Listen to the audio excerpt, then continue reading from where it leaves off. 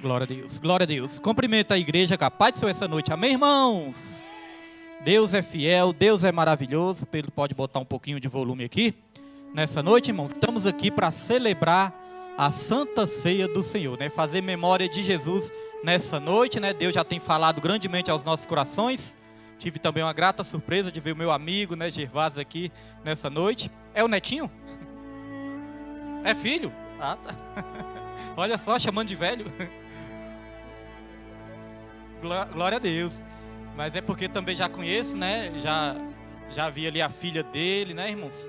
E aí, Deus trouxe ele aqui nessa noite para receber a vitória também, em nome de Jesus Cristo. Irmãos, convido todos os irmãos para nós abrirmos a palavra do Senhor em Romanos, capítulo 1, versículo 16 e 17. Romanos 1, 16 e 17. Na verdade, Gervásio, é porque eu já estou também doido para ter um netinho. Os filhos já cresceram tudo, já viraram tudo adulto, né? Então já estou com vontade, mas se assanha não, viu, Jesus? Ainda não está em tempo não. Só estou com vontade, mas vontade é uma coisa que dá e passa. Glória a Deus, louvado é o nome do Senhor Jesus, irmãos. Vamos lá, Romanos capítulo 1, versículo 16 ao 17. Romanos 1, 16 ao 17. Deus é fiel. Eu não tive essa coragem toda, né? Igual o Gervásio teve. Que chegou, Gervásio, depois dos 2 filhos que eu tive, né? Já preferi ali fechar a fábrica, né? E agora só aguardando os netinhos é a bênção do Senhor para as nossas vidas. Romanos 1, irmãos.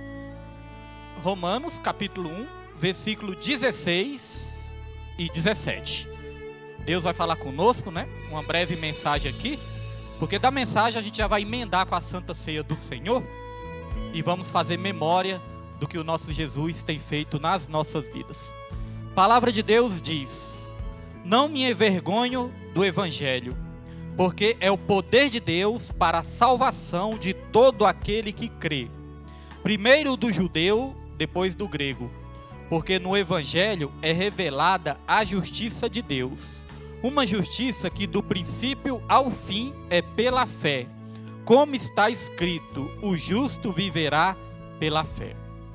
Só repetindo o 16 aqui. Não me envergonho do Evangelho, porque é o poder de Deus para a salvação de todo aquele que crê. Primeiro do judeu e depois do grego. Amém? Os irmãos podem se sentar nessa noite. Pode se sentar glorificando o nome do Senhor, porque Ele é fiel e maravilhoso nas nossas vidas. Irmãos, hoje a palavra de Deus nos fala sobre o poder do Evangelho. O Evangelho, irmãos, é algo poderoso. O Evangelho não é só algo ali que você escuta, não é algo ali bonito, não é só algo bonito de se ouvir, não é só algo agradável de se ouvir, porque na verdade muitas vezes não vai ser agradável. Muitas vezes a palavra do Senhor vai nos confrontar também. Ela nos consola, ela edifica, ela nos anima, mas muitas vezes ela nos confronta também. E o confronto muitas vezes dói também nas nossas vidas. Então, no contexto dessa passagem, o apóstolo Paulo, ele estava escrevendo ali para os crentes de Roma, e ele tinha um desejo muito grande no coração. E o desejo que ele tinha no coração era ir visitar Roma, para que chegando até em Roma, ele viesse a pregar o evangelho da salvação para os romanos. E por que ele tinha tanta vontade de ir para Roma, irmãos, para pregar o evangelho? É porque o apóstolo Paulo, ele sabia do poder do evangelho. Ele já tinha experimentado o poder do evangelho e ele queria que todos os romanos também viessem a experimentar o mesmo poder do evangelho, irmãos. Quem aqui não experimentou o poder do Evangelho, né, irmãos? Se nós estamos aqui hoje, nessa noite, é porque nós experimentamos o poder do Evangelho. E mais do que nunca, nos dias atuais, nós precisamos deste poder. A Bíblia fala que existe um poder que opera em nós. A Bíblia diz isso. A Bíblia diz que nós temos um tesouro em vaso de barro, para que a excelência do poder seja dele e não nossa. Então nós precisamos deste poder. Quando nós ligamos a televisão, né, nesses dias agora, nessa época de carnaval, nós vemos, né, irmãos, como que o mundo espiritual é uma coisa séria. Porque na verdade, a cada dia mais, cada ano que se passa, nós vemos que o carnaval, irmãos, cada vez mais estão invocando demônios nessa época. Cada vez mais o carnaval, ele está fazendo o quê? O carnaval, eles estão fazendo rituais, invocação de demônios, irmãos, e agora eles nem disfarçam mais. Então nós vemos que no mundo espiritual, a batalha espiritual ela é travada durante todo o ano. Mas nessa época, irmãos, o clima fica até mais pesado. Nós vemos tantas coisas ruins que acontecem nessas épocas, né? E cada vez mais, irmãos, nós vemos milhares e milhares de pessoas precisando experimentar este poder, que é o poder do Evangelho, irmãos. Eu só estou aqui hoje, neste altar, pregando para vocês, é porque eu experimentei o poder do Evangelho na minha vida, irmãos. Porque outrora, irmãos, não era para mim estar aqui, já era para mim estar morto. Todos já conhecem um pouco do meu testemunho e sabem disso, né? E eu só fui resgatado porque eu experimentei o poder do Evangelho na minha vida. Na sua vida também, você só está aqui porque Deus, Ele teve misericórdia, irmãos, e Deus, Ele derramou este poder sobre a sua vida. A Bíblia fala que quando Jesus Cristo se entregou naquele madeiro, a Bíblia fala que aconteceu ali vários fenômenos, mas um dos fenômenos que aconteceu é que o véu do templo foi rasgado de cima a baixo. E por que o véu do templo foi rasgado de cima a baixo? Para mostrar que este poder vem do alto. Certa vez o próprio apóstolo Paulo também falou, lá em Efésios capítulo 3, versículo 14, ele disse: por essa causa eu me coloco de joelhos. E que causa era essa? Ele continuou lhe dizendo: eu me coloco de joelhos, eu oro a Deus, para que vocês sejam fortalecidos no Espírito pelo poder, irmãos. Fortalecido no Espírito pelo poder. E é o poder de Deus. O véu do templo, irmãos, era ali um tecido muito grosso. O véu do templo, ele tinha ali vários centímetros de grossura. Não vou lembrar agora de cabeça quantos centímetros era, mas eram vários centímetros de grossura, irmãos. Ele era algo muito grosso. Nenhum ser humano era capaz de rasgar este véu. Na verdade, o véu era uma cortina, e nenhum ser humano era capaz de rasgar essa cortina. Na verdade, irmãos, antes tinha aqueles carros de bois, né? Acho que os irmãos já viram. Se não viram pessoalmente, já viram na televisão, né? Nos filmes, nas novelas, carros de boi. Que era aquele carro que era puxado por bois, né? Às vezes era 2 bois ali. Irmãos, se pegasse um lado dessa cortina, amarrasse num carro de boi, e esse carro de boi fosse numa direção, e amarrasse a outra ponta desse véu em outro carro de boi, e os dois fossem em direções contrárias com esse véu, eles não conseguiriam rasgar esse véu. De tão forte que era essa cortina, de tão forte que era esse tecido. Mas quando Jesus venceu a morte, quando Jesus se entregou naquele madeiro, quando Jesus ele pagou por todos os nossos pecados, irmãos, veio ali dos céus um poder, e esse poder fez com que esse véu se rasgasse de cima a baixo, para mostrar que o poder do alto é maior do que qualquer poder dessa terra. E eu quero profetizar nessa vida, na sua vida, nessa noite de hoje, eu quero profetizar o poder de Deus, não somente na sua vida, mas na vida dos seus familiares também. Pastor William, muitas vezes eu venho para a igreja, Pastor William, eu venho com meu coração apertado, porque às vezes eu venho para a igreja, mas eu vejo um parente meu, que ainda está ali no mundão, que ainda não entregou sua vida para Jesus. Às vezes eu vejo um filho, às vezes eu vejo um sobrinho, às vezes eu vejo um primo, um tio, a mãe, um pai, um esposo, uma esposa. Às vezes, Pastor William, eu venho com o meu coração apertado, porque eu estou indo buscar Deus, mas Ele ainda não está. E muitas vezes eu fico preocupado. Irmãos, eu também passo por isso. Muitas vezes quando eu venho para a igreja, que eu estou orando, oro antes de vir, e eu sempre me lembro dos meus familiares, da minha parentela, que ainda não entregaram sua vida para Jesus. E até mesmo outros que já tinham entregado, que hoje em dia deu uma afastada. Muitas vezes, irmãos, eu tenho, irmãos, pessoas na minha família que outrora oravam por mim, para me sair do mundão, para me sair dos vícios. E hoje em dia eu saí dos vícios, hoje em dia sou eu que estou orando por eles, porque eles deram uma afastada também. Mas, irmãos, Deus ele nos fala nessa noite, para a gente não desistir, porque este poder que opera em nós é capaz de fazer o milagre na vida dos nossos familiares também, irmãos. Então, se a gente fosse perguntar, irmãos, qual é a nossa maior necessidade? Nós vemos que hoje em dia, cada vez mais, nós vivemos uma correria desenfreada, irmãos, para colocar o pão dentro de casa. Cada vez temos que nos esforçar mais. Porque cada vez as coisas aumentam mais de preço, né? Cada vez fica mais difícil sobreviver, cada vez fica mais difícil viver com conforto nessa terra. A cada dia nós temos que lutar mais para colocar o pão nosso de cada dia na nossa casa também. Então a nossa vida é muito corrida, nós temos que nos esforçar muito. Mas se a gente for perguntar, irmãos, qual é a nossa maior necessidade? É claro que nós temos necessidade de nos alimentar, necessidade de beber água, necessidade de trabalhar, necessidade, né, de colocar o pão de cada dia dentro da nossa casa. Temos necessidade de nos vestir. Irmãos, claro que muitas vezes nós temos necessidade de coisas materiais nessa terra também. Muitas vezes, né, nós temos necessidade. É claro que uma casa é uma necessidade.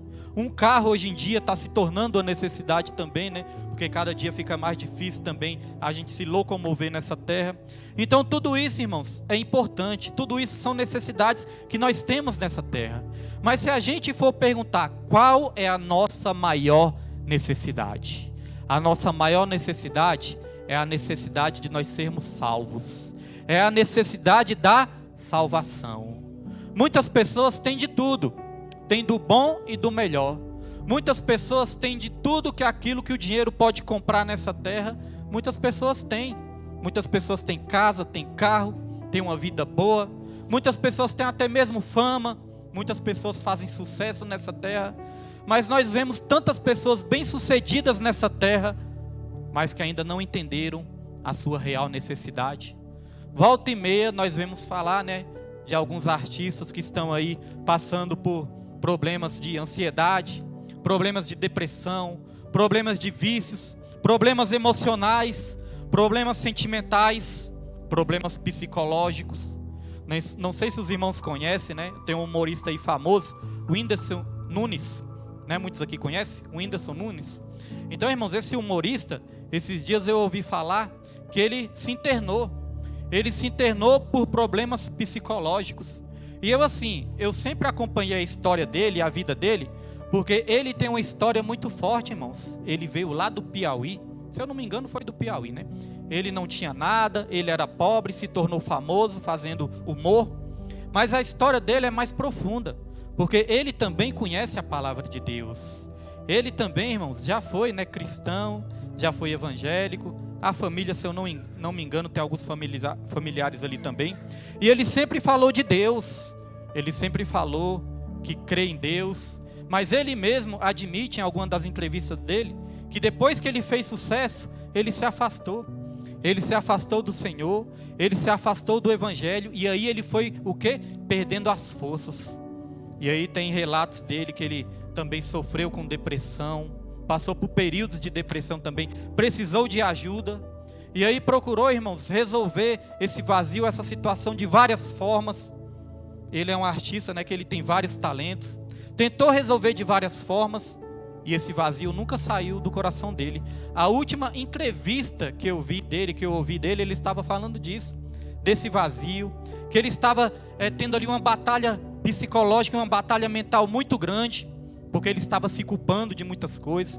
E aí o entrevistador até perguntou para ele: mas por que você não está conseguindo encontrar essa alegria, encontrar essa felicidade?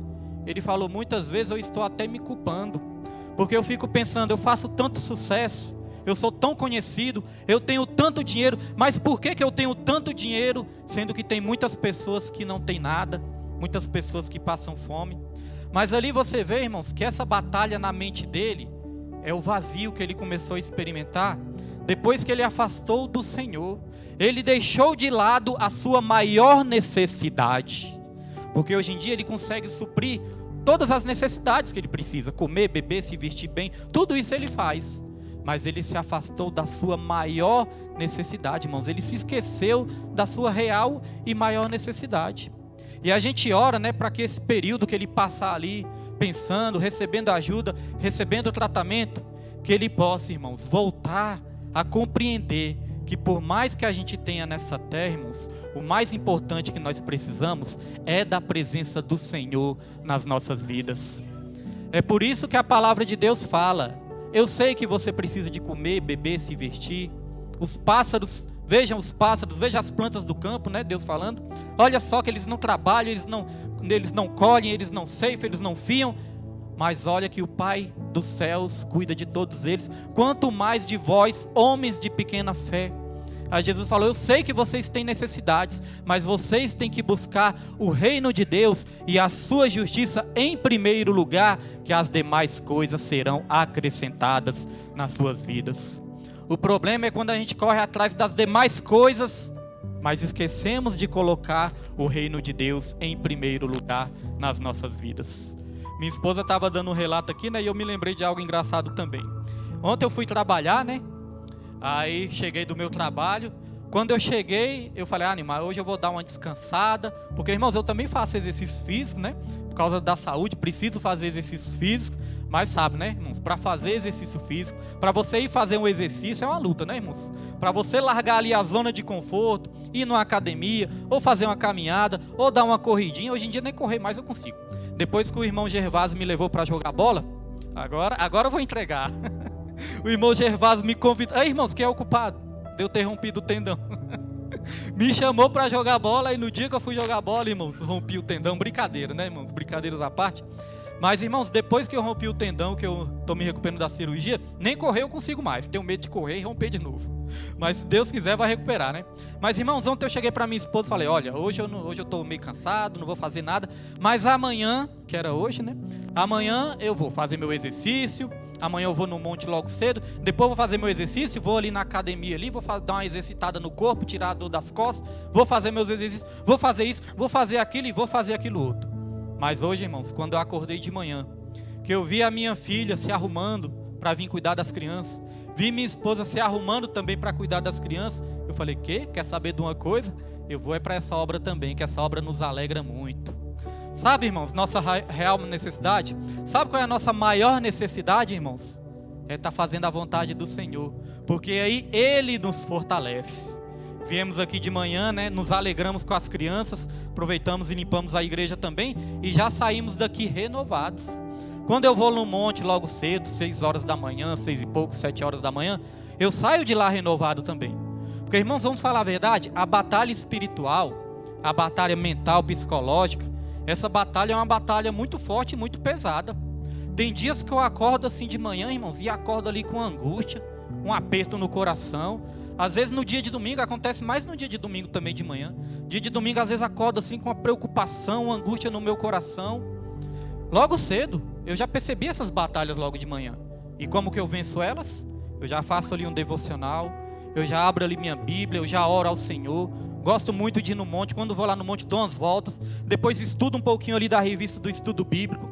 Depois que eu faço estudo, irmãos, faço um jejum ali, uma consagração. Depois que eu faço tudo isso e entrego para o Senhor, irmãos, toda aquela aflição, toda aquela angústia, tudo aquilo que estava sentindo de ruim, irmãos, desaparece, some das nossas vidas.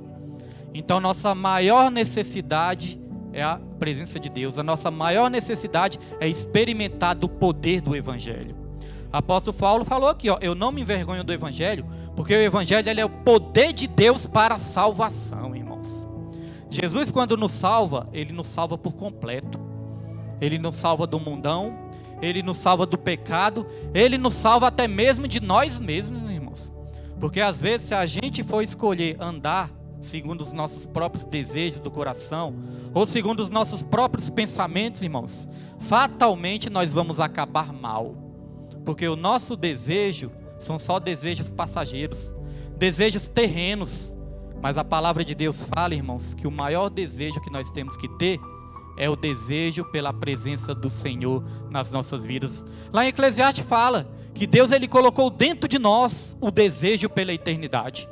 Eu acho muito forte lá em Eclesiastes quando fala isso, sabe por quê? Porque aí nós compreendemos, é por isso que o vazio, ele só é completo quando nós entregamos nossa vida para o Senhor. Irmão, sempre eu trabalhei lá na empresa, lá graças a Deus, né, um emprego até bom, a gente recebe até bem. E mesmo antes de eu entregar a minha vida para o Senhor, eu já tinha uma esposa, eu já tinha filhos, eu já tinha família, eu já tinha carro, eu já tinha o que o dinheiro podia me dar nessa terra, né, de prazeres, eu tinha essas coisas. Só que faltava algo, faltava a verdadeira paz e a verdadeira alegria no coração.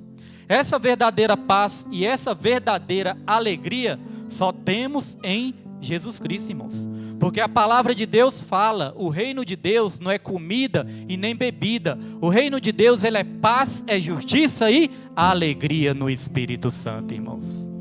Essa é a verdadeira alegria. Porque essa alegria não depende das circunstâncias, não. Essa alegria só depende de Jesus, só depende da presença de Deus. Se você tem a presença de Deus, o mundo pode estar se acabando, irmãos, porque essa alegria é um fruto do Espírito. É claro que o que nos entristece é este mundo que vai de mal a pior, né? Isso realmente muitas vezes nos entristece, irmãos. Quando nós vemos o mundo cada vez mais perdido, isso nos entristece.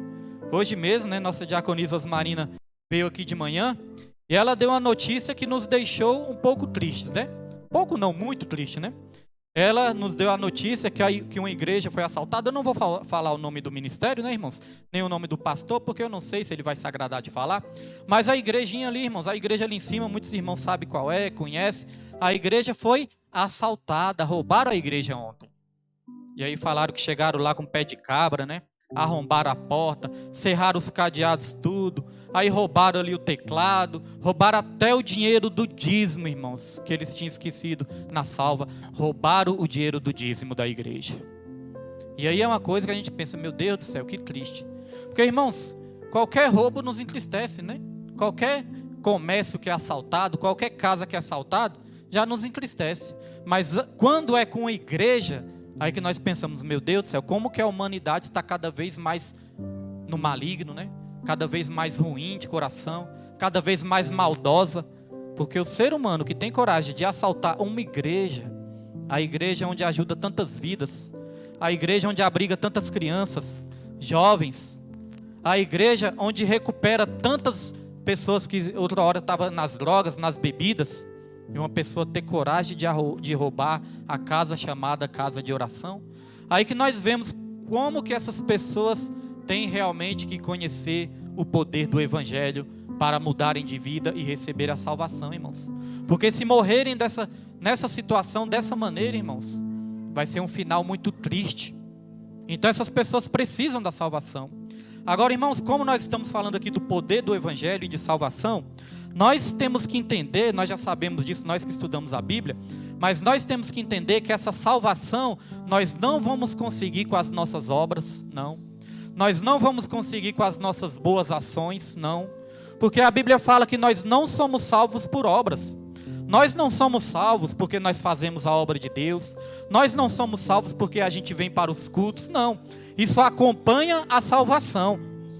Mas nós somos salvos, irmãos, porque outrora o sangue de Jesus Cristo foi derramado por todos nós, e através do sangue de Jesus Cristo nós tivemos contato com o poder do Evangelho. Aí a Bíblia fala, vocês são salvos pela graça, mediante a fé. Isso não vem de vós, isso vem de Deus, isso vem do Senhor, irmãos. Não é por obras para que ninguém se glorie. Então, olha só como nós precisamos de Deus para que essa salvação nos alcance, né? Ninguém é capaz de se salvar sozinho. Ah, pastor William, isso parece tão óbvio. Parece óbvio, mas eu quero garantir aqui para vocês que tem pessoas que não acreditam nisso. Tem pessoas que acreditam, irmãos, que vão ser salvas pelas suas próprias bondades, pelos seus próprios méritos. Hoje eu estava ali vendo uma postagem cristã. Estava ali aquela postagem, aquela reflexão. E ali eu achei tão bonito, né? Que eu curti ali a postagem e eu ia comentar na postagem também. Quando eu ia comentar, aí eu li ali um comentário. E sabe qual era o comentário? O que estava escrito no comentário? Que a postagem estava falando de Jesus. Aí o comentário estava escrito assim: Jesus está morto. Quem vai se salvar somos nós mesmos que vamos nos salvar. Jesus está morto. Somos nós que nos salvamos a nós mesmos. Eu li aquilo ali. Então veja, irmãos, que tem pessoas que não têm esse entendimento. Então olha só, tem um exemplo na Bíblia, que eu acho esse exemplo muito forte. Quando Adão e Eva caíram em pecado. Quando Adão e Eva caíram em pecado, logo os olhos deles se abriram. Eles viram que estavam nus, ficaram ali com vergonha, ficaram com medo de Deus. E aí o que eles fizeram? Eles saíram para se esconder de Deus, né? Eu entendo, irmãos, eu conjecturo aqui que eles pensaram o seguinte: olha, fizemos alguma coisa de errado. Eles entenderam isso, né? Nós fizemos alguma coisa de errado. E agora, o que nós vamos fazer? A primeira coisa que eles fizeram foi fugir e se esconder de Deus. E ali quando eles viram que estavam nus, a Bíblia vai dizer que eles pegaram ali folhas de figueira e se cobriram com as folhas de figueira. Só que ali tinha um problema, porque a folha de figueira, irmãos, depois que o pecado entrou no mundo, até mesmo as plantas, né, começaram a secar, começaram a morrer. O ser humano não foi feito para morrer. As plantas, os animais foram feitos, irmãos, para viver eternamente, né, no jardim do Éden. Mas quando entrou o pecado no mundo, também entrou a morte. Nenhuma planta tinha morrido, nenhum animal tinha morrido, o ser humano não tinha morrido. Era para viver eternamente ali no jardim do Éden, no paraíso. Mas quando entrou o pecado no mundo, aí eles tentaram resolver o problema do pecado. Vou aqui cobrir com a folha de figueira e o problema da minha nudez vai estar resolvido. Só que aí a figueira secava a folha de figueira. Quando a folha de figueira secava, o que eles tinham que fazer? Cortar a outra e se cobrir de novo, né, irmãos? Ou seja, eles iam ficar o resto das suas vidas tentando resolver o problema do pecado. Mas sabe o que a Bíblia fala que Deus fez? Deus, ele matou o primeiro animal, matou o animal inocente, matou o primeiro animal, pegou ali o couro do animal e cobriu a nudez do ser humano. Está vendo, irmãos, o que Deus está querendo nos revelar? O ser humano estava tentando resolver o problema do mal. O ser humano estava tentando resolver o problema do pecado. O ser humano estava tentando resolver o problema da sua nudez. Mas o ser humano não consegue fazer isso. Mas Deus, ele quis mostrar, eu é que tenho a solução. E este animal, ele morreu inocente. Um inocente morrendo pelo culpado. Não foi o animal que pecou, não foi o animal que errou. Quem errou foi o homem. Mas o inocente morreu pelo pecador. Isso já apontava para Jesus. Esse animal já simbolizava Jesus, já apontava para Cristo. Porque Cristo foi o Cordeiro de Deus que foi morto por todos nós. O inocente que é Jesus morreu para resolver o problema da nossa nudez, o problema do nosso pecado, o problema do mal no mundo. Então, irmãos, por mais que o ser humano muitas vezes se ache importante, por mais que os poderosos dessa terra muitas vezes sejam arrogantes, irmãos, eles nunca vão conseguir resolver o problema do mal. Muitas vezes eles falam até que vão resolver. Quantos governantes não surgem dizendo, eu vou trazer paz para o mundo, eu vou trazer paz para tal região, eu vou trazer paz para Israel, vou trazer paz para os Estados Unidos, vou trazer paz para o Brasil, vou acabar com as guerras. Irmãos, o ser humano sempre fala isso. Governantes que sempre chegam no poder, eles sempre falam isso, que vão resolver o problema da guerra. E sabe o que eles fazem? Eles se armam até os dentes. Se armam até os dentes para tentar resolver o problema da guerra. É uma contradição em si mesmo, né? Se armar, jogar bombas, matar outra população de outros países, muitas vezes oprimem, matam, muitas vezes exterminam e falam que fazem tudo isso em nome da paz. Não, isso é para trazer paz ao mundo. Irmãos, não existe paz sem o príncipe da paz. O príncipe da paz é o nosso Senhor Jesus Cristo. O ser humano está pensando que vai conseguir trazer paz, mas sem o príncipe da paz. Aliás, quem vai surgir com uma proposta de paz, né, e vai enganar muitos, é o próprio anticristo. O anticristo, quando ele se revelar, o anticristo, quando surgir nessa terra, ele não vai surgir fazendo maldades, não. Ele vai surgir fazendo coisas boas. Vai vir com proposta de paz, vai vir com proposta de unir todos os países, vai vir com uma proposta de unir todas as religiões. Só essa questão de tentar unir todas as religiões, irmãos, a gente já vê que não é algo de Deus. Porque tem religiões que são das trevas. E a Bíblia fala que não há comunhão entre as trevas e a luz. E aí quando disserem a paz e segurança, aí sobrevirá repentina destruição, como diz lá em Tessalonicenses. Então o anticristo, ele vai vir com essa proposta de paz. Por 3 anos e meio ele vai até enganar grande parte da população. E a Bíblia fala, se possível, até os escolhidos seriam enganados. Mas depois dos 3 anos e meio de paz, aí ele vai se revelar como o anticristo, irmãos. Aí vai vir a grande tribulação, irmãos.